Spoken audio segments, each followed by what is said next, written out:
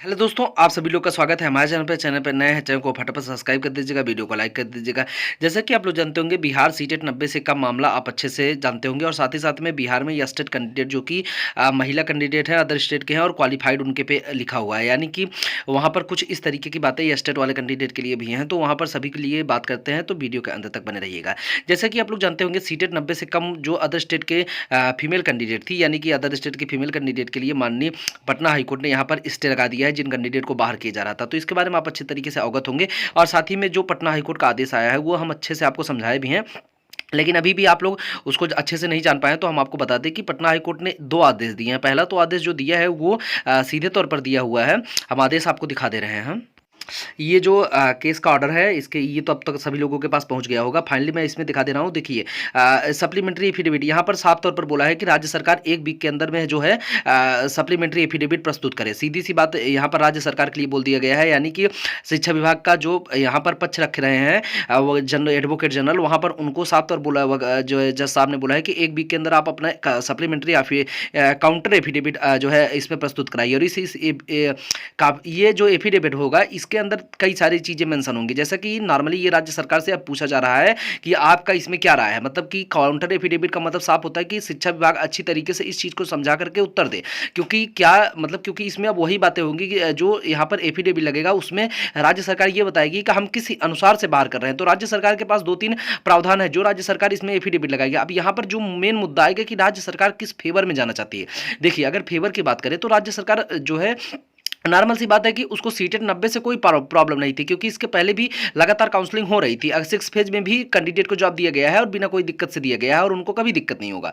और जो है यहाँ पर राज्य सरकार जब इस तरीके का ऑर्डर जारी करती है कि सीटेट मतलब 60% से कम अंक के कैंडिडेट अदर स्टेट के जितने भी उनको बाहर किया जाए, इस आदेश का जो उन्होंने ऑर्डर जारी किया था तो वो नॉर्मली जो ऑर्डर था वो केवल और केवल पटना हाईकोर्ट के उस सिंगल बेंच के ऑर्डर के बाद से यहाँ पर ऑर्डर दिया गया था, यानी उसके पहले राज्य सरकार का इससे कोई आदेश नहीं था। तो नॉर्मल सी बात है, राज्य सरकार को इससे कोई प्रॉब्लम नहीं थी।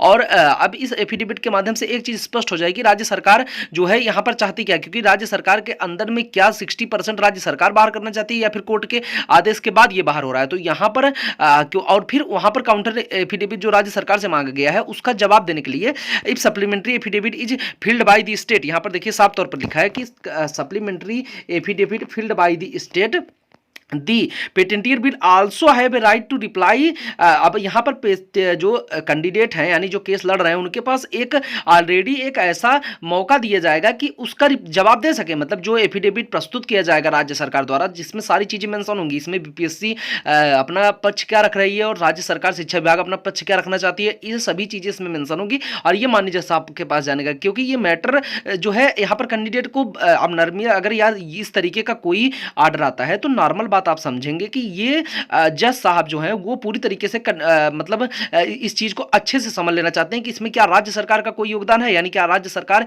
इस मैटर पर चाहती क्या है। क्योंकि देखिए, अगर राज्य सरकार ये कह रही है कि देखिए हमें 60% से नीचे कैंडिडेट को नहीं चाहिए, तो अब यहाँ पर नोटिफिकेशन में तो आपने 55% दे रखा है, तो नॉर्मल सी बात है कि अगर जज साहब यहाँ पर आदेश ऐसा दे दिए कि 55% के ऊपर लेना पड़ेगा, तो वहाँ पर आने वाले समय के लिए अगर जैसे कि फिर अब उस आधार पर क्या राज्य सरकार इससे सहमत रहेगी या फिर जो है वो माननीय सुप्रीम कोर्ट जाएगी या फिर यहाँ पर राज्य सरकार ही चाहती है कि वो 60% जाए। तो इस तरीके का प्रावधान सबसे पहले एफिडेविट के माध्यम से ही पता चलता है, क्योंकि इस मैटर में राज्य सरकार की सक्रियता बहुत जरूरी है। और यहीं पर जज साहब ने इस तरीके का ऑर्डर जारी किया है कि जो आप जज माननीय पटना न्यायालय है उसने पहले ही बताया था कि जब काउंटर एफिडेविट का जो आंसर जब काउंटर एफिडेविट राज्य सरकार के द्वारा लगा दिया जाएगा तो जो पेटेंटियर उसका जवाब दे सकते हैं, यानी कि उसको पढ़िए कि राज्य सरकार का क्या यहाँ पर रिस्पॉन्स आया है। अब यहाँ पर उसके बाद अगर आप देखेंगे तो रीनोटिफाइड दिस केस ऑन 21/10/2024, मतलब इस केस को फिर से जब हलफनामा लग जाएगा राज्य सरकार का तो इस केस को जो है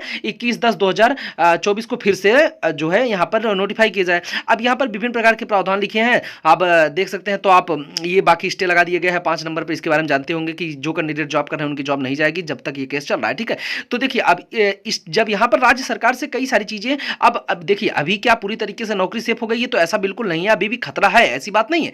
लेकिन यहाँ पर जो खतरा है वो कम हुआ, क्योंकि काउंटर एफिडेविट तब मांगा जाता है क्योंकि एक एफिडेविट ऑलरेडी राज्य सरकार ने दे रखा था अपना। उसके बाद यहाँ पर स्पष्टी, मतलब यहाँ पर अगर आप देखेंगे सप्लीमेंट्री एफिडेविट की बात की गई है, यानी दोबारा से एफिडेविट का मांग किया गया। इसके पहले ऑलरेडी राज्य सरकार और शिक्षा विभाग का एफिडेविट लगा हुआ था, जिस एफिडेविट को राज्य माननीय जज साहब ने अब यहाँ पर मानने से मना कर दिया है ना। मतलब राज्य सरकार जो एफिडेविट पहले लगाई है उस एफिडेविट को राज्य यहाँ पर पटना हाईकोर्ट जज साहब ने मानने के मना कर दिया। अब यहाँ पर नया एफिडेविट की मांग की गई है।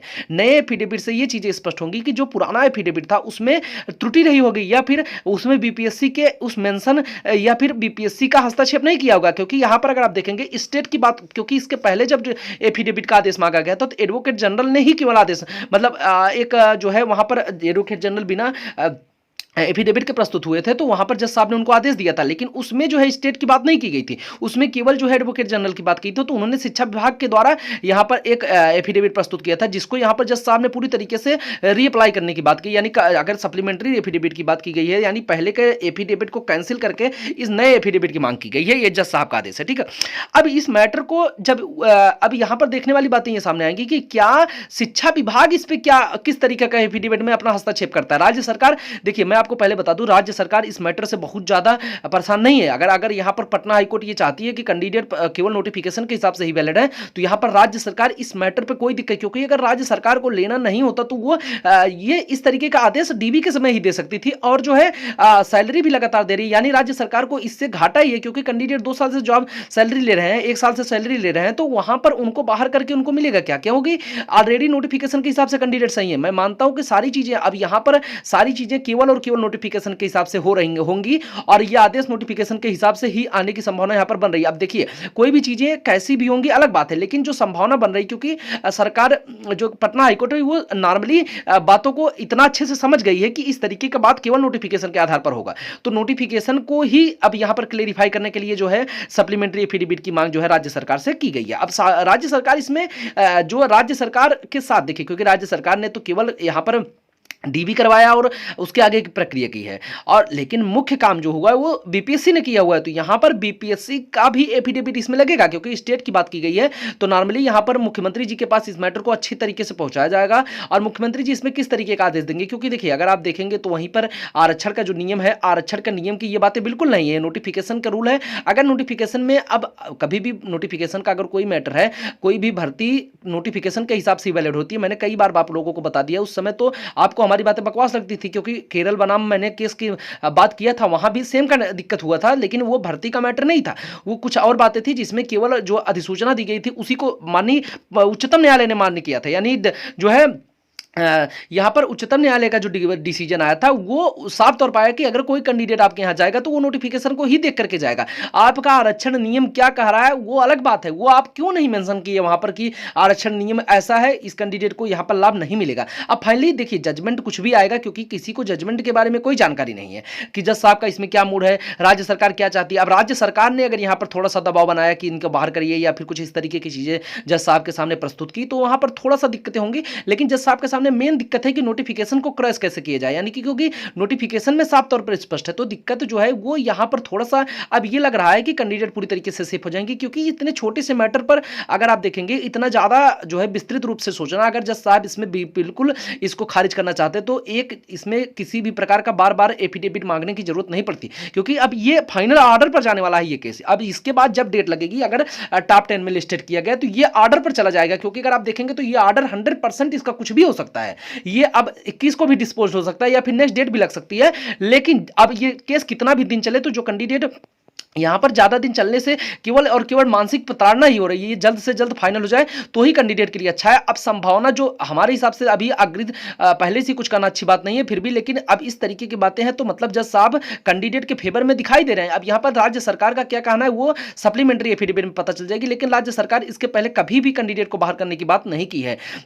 इसके पहले वो पटना हाईकोर्ट के ही उसी डिसीजन का फॉलो कर रही थी, क्योंकि राज्य सरकार अपने मन से कोई ऑर्डर नहीं जारी की हुई। अगर आप उसका पत्रांक पढ़ेंगे सीटेट 55% और 60% से कम अंक के बाहर करने वाले कैंडिडेट का, वो पत्रांक अगर आप पढ़ेंगे तो उसने बोला है कि जो शाहीन का मैटर था उसकी वजह से और उस पटना हाईकोर्ट के इस डिसीजन का पालन करते हुए हम इस तरीके का ऑर्डर जारी कर रहे हैं। तो नॉर्मल सी बातें हैं, राज्य सरकार को पहले से कोई प्रॉब्लम नहीं है, क्योंकि राज्य सरकार ने ही नोटिफिकेशन दिलवाया है, तो उसको क्या प्रॉब्लम हो सकती है। अब देखिए, मेरी बातें जिसको गलत लग रही है तो वो कुछ भी यहाँ कर सकते हैं, कोई दिक्कत नहीं है, लेकिन इंतजार करिए, क्योंकि कुछ लोग पहले कमेंट करते थे कि एक हीरिंग में ही ये केस रिजेक्ट हो जाता है। देखिए, इतना आसानी से कुछ नहीं होता है। अभी वो एक हीरिंग क्या 4-5 हीरिंग हो गया और यहाँ पर काउंटर एफिडेविट की मांग की गई, काउंटर सप्लीमेंट्री एफिडेविट की मांग की गई। तो नॉर्मल सी बात है कि सप्लीमेंट्री एफिडेविट नॉर्मली मांगा नहीं जाता है, क्योंकि अगर जज साहब को फैसला देना होता है तभी इस तरीके की चीजें आती है, क्योंकि सप्लीमेंट्री एफिडेविट में राज्य सरकार का पूरा हस्तक्षेप रहेगा और साथ ही साथ में जितनी संस्थाएं उसमें सक्रिय हैं सबका यहाँ पर हस्तक्षेप रहेगा, यानी बीपीएससी भी अपना एक लिखित सबमिशन देगी।